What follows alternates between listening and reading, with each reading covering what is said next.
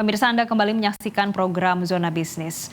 Kurs rupiah terhadap dolar Amerika Serikat dalam beberapa hari terakhir bertahan mengalami penguatan meski tetap berada di level 15.000 hingga 15.100 per dolar Amerika Serikat. Meski belum mampu keluar dari level 15.000 per dolar Amerika, namun kurs rupiah cenderung stabil bahkan sempat menguat. Penguatan dipicu optimisme terhadap potensi pemangkasan suku bunga The Fed di tengah ancaman resesi Amerika Serikat. Sementara pasar menunggu data pendapatan konsumer Amerika Serikat sebagai petunjuk inflasi bulan Maret 2023 dan pekan lalu Bank Sentral Amerika The Fed menaikkan suku bunga sebesar 25 basis poin sebagai antisipasi inflasi Amerika yang masih bergejolak.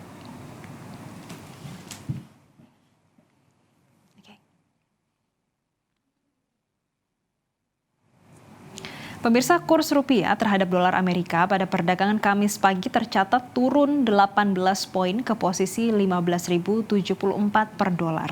Pelemahan terjadi di tengah aksi ambil untung para pelaku pasar. Lalu bagaimana analisis pergerakan rupiahnya? Kami akan membahasnya bersama analis pasar keuangan sekaligus Direktur PT Laba Forexindo Berjangka, Bapak Ibrahim Aswaibi. Selamat siang, Pak Ibrahim. Halo, selamat siang. Faktor apa yang sebetulnya membuat pergerakan nilai tukar rupiah dalam beberapa hari terakhir ini masih bertahan di level 15 ribuan, Pak? Oh ya, faktor yang paling utama sebenarnya adalah faktor dari eksternal, ya, di mana diawali dengan krisis perbankan di Amerika dan Eropa yang membuat kebijakan-kebijakan Bank Sentral Amerika yang tadinya akan lebih lebih agresif, nyataannya adalah tidak lebih agresif. Itu terjadi setelah Bank Sentral Amerika menaikkan suku bunga 25 basis poin. Nah, dari situlah baru kelihatan bahwa apa yang terjadi di Amerika ini tidak sesuai dengan data pertumbuhan ekonomi sebelumnya, ya, di kuartal keempat maupun di kuartal di tahun 2023, 22 yang begitu bagus. Tapi kenyataannya ada salah satu perbankan yang mengalami satu permasalahan. Yeah. Nah, ini yang membuat akhirnya pemerintahan Joe Biden ya mengambil alih, melakukan akuisisi, dan ini sudah clear semuanya. Namun kita harus tahu bahwa apa yang ditakutkan oleh para pelaku pasar adalah bahwa 2 bulan, 3 bulan ke depan kemudian kemungkinan besar ekonomi Amerika akan mengalami satu resesi. Ini yang ditakutkan, sehingga ada informasi bahwa Bank Sentral Amerika kemungkinan besar bukan lagi menaikkan suku bunga, tetapi menurunkan suku bunga. Ini yang membuat indeks dolar kembali lagi mengalami pelemahan, bahkan ada kemungkinan besar secara teknikal itu akan kembali ke 98 pelemahan indeks dolar. Nah, di sisi lain pun juga kita tahu bahwa di dalam negeri ya adanya kepemimpinan baru Bank Indonesia ya 2 periode ini pun juga membawa angin tersendiri bagi para investor, karena kita tahu bahwa kebijakan-kebijakan Bank Indonesia saat ini sudah cukup bagus dan ini pun juga direspon oleh pasar. Nah, di sisi lain pun juga tentang kebijakan-kebijakan pemerintah ya dengan strategi bauran ekonomi yang cukup bagus, kemudian reformasi birokrasi dan disahkannya undang-undang Omnibus Law, ini pun juga membawa kepastian hukum bagi investor-investor asing kembali masuk, sehingga wajarlah kalau seandainya dana asing kembali lagi masuk ke Indonesia cukup besar. Ini yang mempengaruhi bahwa rupiah kemungkinan besar akan bertengger di bawah 15.000. Itu Mbak Jessica. Oke, rupiah bisa kembali menguat di bawah 15.000. Tadi Bapak sempat menyampaikan karena ada aksi Bank Sentral yang lebih moderat saat ini, indeks dolar berpotensi ke level 98. Kalau kita lihat posisi dari indeks dolar saat ini berada di level 102, Pak Ibrahim. Apakah Pak, kalau dengan nantinya indeks dolar posisinya di 98, nilai tukar rupiah benar-benar akan berada di bawah 15.000, Pak? Atau jangan-jangan masih akan sama saja seperti saat ini, karena sama-sama menguat, Pak? Ya, jadi gini, tadi saya sudah melihat bahwa indeks dolar pun juga terus mengalami pelemahan ya, walaupun kalau seandainya menguat juga stagnan. Dalam perdagangan awal 15 poin mengalami pelemahan, tetapi sempat mengalami penguatan pun juga 6 poin. Artinya apa? Bahwa fluktuasi harga mata uang rupiah saat ini masih sangat wajar dan masih mengindikasikan bahwa rupiah ini masih akan mendekati level 15.040-an dalam penutupan pasar hari ini. Dan harus diingat bahwa yang tadi saya katakan bahwa indeks dolar kemungkinan besar itu akan ke 98, itu secara teknikal mengindikasikan bahwa rupiah pun kemungkinan besar ini akan di bawah 15.000. Ini sudah terlihat dari dari teknikalnya. Kenapa? Karena pada saat indeks dolar menyentuh level 98, ini akan kembali bahwa rupiah ini kemungkinan besar di 14.800. Nah, apakah nanti bisa mengena di 14.800? Itu bisa kelihatan dari data ekonomi dalam negeri yang kita lihat semakin hari semakin bagus. Neraca perdagangan pun juga cukup bagus, cadangan devisa pun juga cukup bagus, apalagi yang kebijakan-kebijakan biaya ekspor ya yang harus parkir di dalam negeri ini pun juga sudah berlaku. Ini yang besar akan mengarahkan rupiah ini di bawah 15.000, tepatnya di 14.800-an. Itu Mbak Jessica.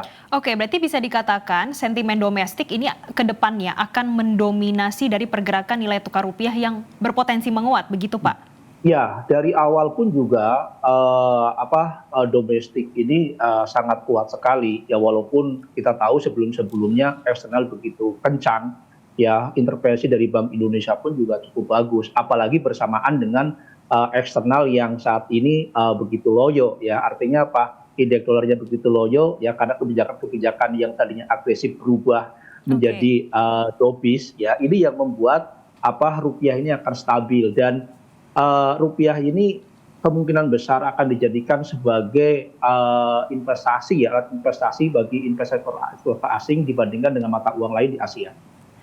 Pak Ibrahim, tadi Bapak juga sempat menyampaikan kalau dari dalam negeri ini terlihat nilai tukar rupiah kembali menguat secara signifikan setelah ada kembali pemilihan Gubernur Bank Indonesia dan saat ini kembali dijabati oleh Bapak Peri Warjio. Pak, salah satu kebijakan yang diambil di periode sebelumnya ini terkait dengan devisa hasil ekspor.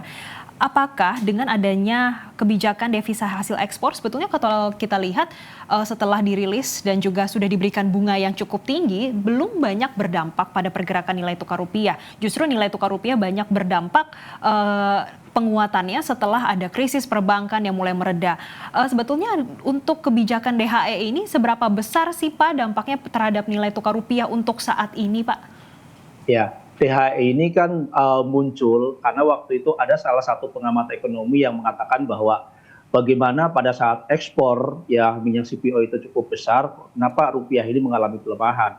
Setelah dicari tahu bahwa rupanya pada parkir itu bukan di dalam negeri, tetapi di luar negeri. Nah, ini akhirnya apa? Ada satu kebijakan baru dari pemerintahan Jokowi bahwa akan ada parkir dana itu ada di dalam negeri. Nah, isu itulah yang membuat rupiah waktu itu adalah mengalami penguatan.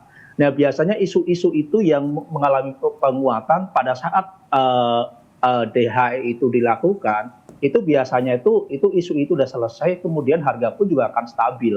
Dan wajar kalau seandainya pada saat DHE itu diterapkan, kemudian rupiah bercokol ya di level 15.000, 15.200. Itu pun juga sudah level yang paling bagus, apalagi mendapat sengatan-sengatan ya dari Bank Sentral Amerika yang kemungkinan besar akan menurunkan suku bunga. Nah, di sisi lain pun juga kebijakan dari BI yang sekarang kemungkinan besar tidak akan menaikkan suku bunga lagi.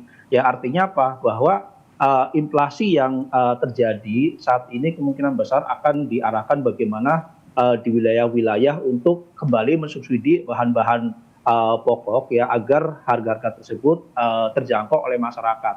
Ini yang sebenarnya dinafsirkan oleh pasar ya, sehingga walaupun DHE sudah diterapkan kemudian rupiah itu tetap stagnan ya di harga tersebut, ini sudah mengindikasikan bahwa isu itu awalnya aja Mbak Jessica. Jadi pada saat isunya digelontorkan oleh Presiden Jokowi, ya ini kembali mengalami penguatan. Tetapi setelah itu ya sudah biasa-biasa saja. Oke, Pak, apakah dengan adanya Bank Sentral yang saat ini mulai moderat untuk kenaikan suku bunga acuannya, kemudian dari domestik dilihat data kita masih cukup baik, artinya 15.000 ini menjadi level keseimbangan baru atau seperti apa, Pak? Ya, 15.000 itu adalah keseimbangan baru. Kalau seandainya rupiah ini di 15.000 itu sudah cukup luar biasa. Ya, pemerintah pun juga memang targetnya bahwa rupiah kemungkinan besar ini akan bertengger di level 15.000. Nah, ini yang harus dijadikan sebagai salah satu acuan bagi para investor. Apa yang dikatakan oleh pemerintah maupun Bank Indonesia ini sudah terjadi. Kenapa? Karena ada beberapa strategi yang dilakukan oleh Bank Indonesia untuk melakukan stabilitas mata uang rupiah. Salah satunya adalah intervensi di pasar DNDF, ya kemudian di obligasi, ya yang begitu besar, tetapi tidak bercondong tergerusnya cadangan devisa. Ini sudah cukup bagus apa yang dilakukan oleh Bank Indonesia. Nah, saya pun juga mengira bahwa ada kemungkinan besar ya pemerintah di sini melalui Kementerian Keuangan akan melakukan atak amnesti tahap ketiga ya yang saya anggap bahwa teks amnesti tahap pertama kemudian tahap kedua sudah begitu cukup berhasil ya. Kemudian banyak juga masyarakat ya pengusaha-pengusaha yang sampai sekarang pun juga masih belum mendaftarkan. Ini pemerintah mungkin cara yang strategi ya yang paling jitu adalah teks amnesti tahap ketiga itu terapkan lagi dalam periode pemerintahan terakhir Joko Widodo ini. Itu Mbak Jessica.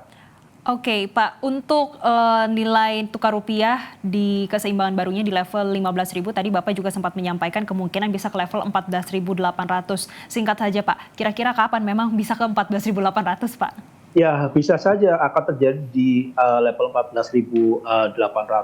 Kemungkinan besar ya setelah data inflasi di Amerika stabil, kemudian di situ ada informasi bahwa Bank Sentral Amerika kemungkinan akan menurunkan suku bunga, kemudian data ekonomi di Indonesia cukup bagus, ini akan kelihatan. Mungkin kelihatan itu adalah memasuki di kuartal kedua di bulan pertama.